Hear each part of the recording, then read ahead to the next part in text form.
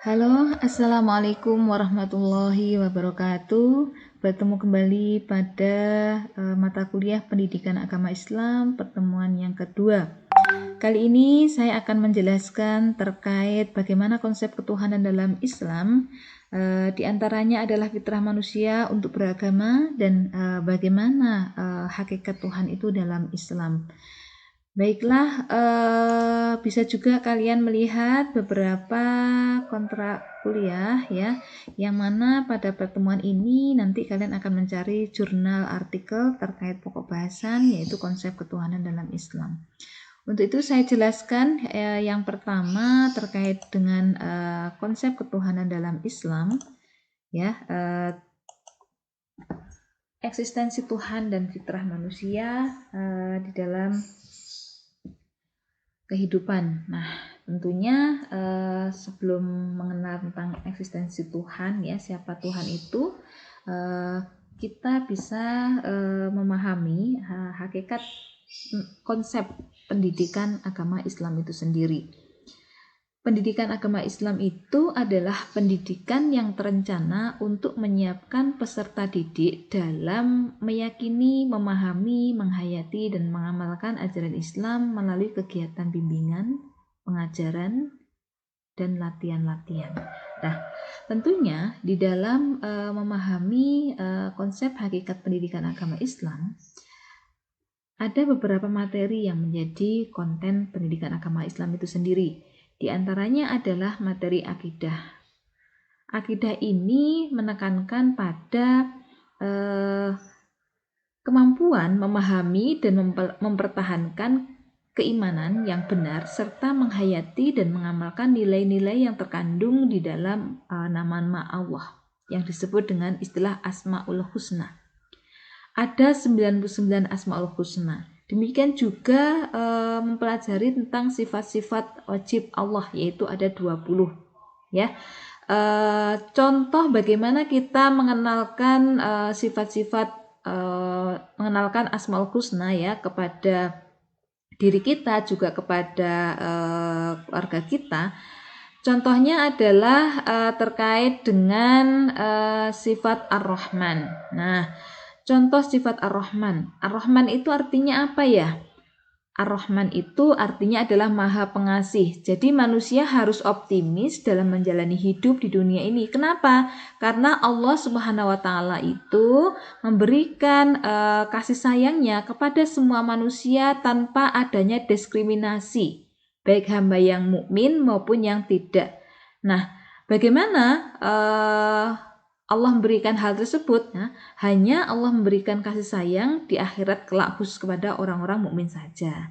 Nah, demikian juga ada sifat-sifat Al-Jabbar ya. Al-Jabbar itu artinya adalah Allah itu maha perkasa ya. Kemudian ada juga sifat Wadud, yaitu santun, bahwa Allah itu juga sangat menghormati, menghargai semua ciptaannya. Maka diri kita sebagai umat yang baik,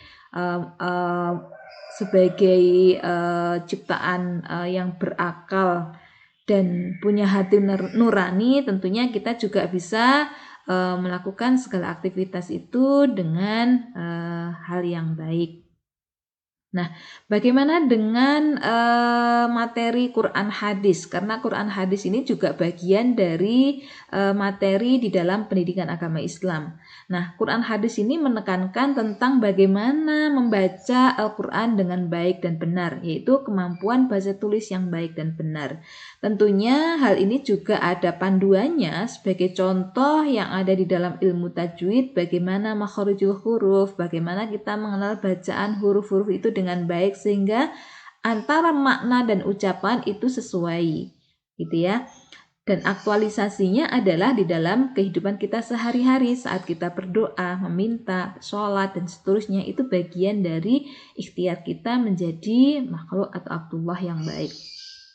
Nah, Al-Quran hadis sebagai sumber utama ajaran Islam juga merupakan sumber akidah akhlak. Nah, akhlak itu apa ya? Akhlak adalah mata pelajaran PAI yang diarahkan untuk menyiapkan peserta didik agar memiliki moral dan etika yang baik. Nah, tentunya di dalam melaksanakan atau beretika yang baik, kita juga tidak lepas dari materi fikih. Nah, fikih bagian dari materi pendidikan agama Islam yang mengarahkan pada bagaimana menyiapkan diri kita, peserta didik, agar mengenal, memahami, menghayati tentang hukum-hukum Islam yang menjadi dasar pandangan hidup semua manusia. Nah, dan yang lebih penting lagi, kita meneladani yang disebut dengan sejarah. Karena tarikh atau sejarah kebudayaan Islam itu juga bagian dari mata pelajaran PAI yang arahannya adalah menyiapkan peserta didik agar memiliki pemahaman terhadap apa yang telah diperbuat oleh Islam dan kaum muslimin sebagai katalisator proses perubahan sesuai dengan tahapan kehidupan mereka masing-masing, sesuai dengan tempat, masa, dan seterusnya. Nah, tentunya ini juga menjadi pedoman hidup ke depan bagi umat manusia, ya, meneladani yang baik dan menghindari atau menjauhi dari segala yang kurang baik. Nah, tentunya pendidikan agama Islam ini juga punya tujuan-tujuan, ya. Kenapa sih diajarkan? Salah satunya adalah menumbuhkan akidah melalui pengetahuan, penghayatan, pengamalan, ya, pembiasaan. Nah, pembiasaan ini tentunya mulai dari pendidikan anak usia dini hingga di perguruan tinggi, ya, bagaimana sebagai mahasiswa, ya, tentunya punya akhlak yang baik, ya, tentunya taat beragama, berakhlak mulia, ya, kemudian rajin beribadah dan seterusnya. Oke, nah ketika sudah memahami tentang siapa Tuhan kita, ya, yang ada di dalam Asmaul Husna, maka juga ada pemikiran-pemikiran umat Islam tentang Tuhan yang bisa kalian dalami atau kalian kaji. Di antaranya adalah Mu'tazilah, Qadariyah, Jabariyah, Asy'ariyah, dan Maturidiyah.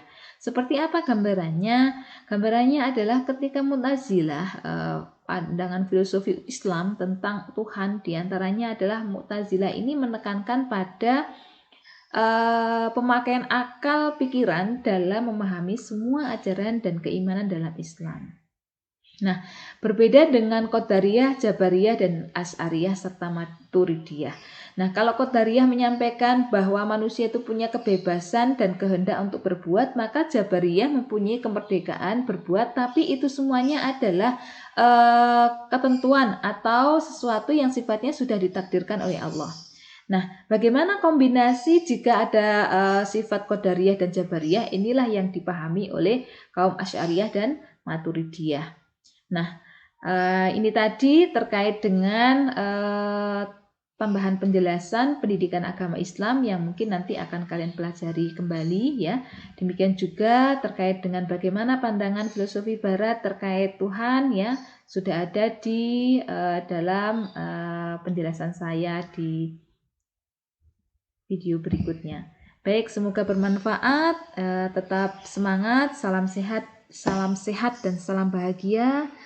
Selamat belajar. Semoga mendapatkan ilmu yang bermanfaat. Mohon maaf kalau ada kurangnya. Wassalamualaikum warahmatullahi wabarakatuh.